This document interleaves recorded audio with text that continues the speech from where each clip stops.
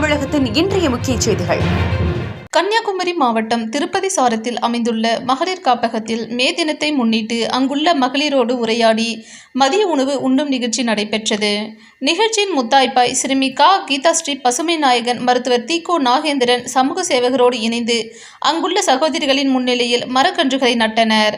Corona காலகட்டத்தில் திருப்பதி சாரம் பகுதியில் பல்வேறு மருத்துவ பணியும் சமுதாய பணியும் மக்கள் பணியும் செய்த மருத்துவர் தீகோ நாகேந்திரன் கொரோனாவை எதிர்த்து போராடிய முதல் தேசிய போராளி.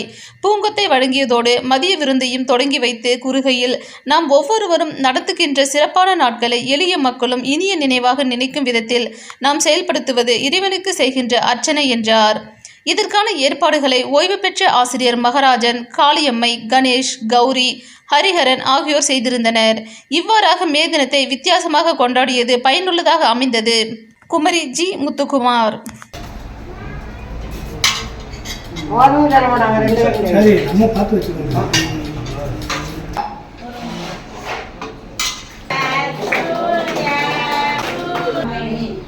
சரிம்மா, வணக்கம்மா. இறைவன் எல்லா சிறப்புகளும் உங்களுக்கு செய்யட்டும். சரியா?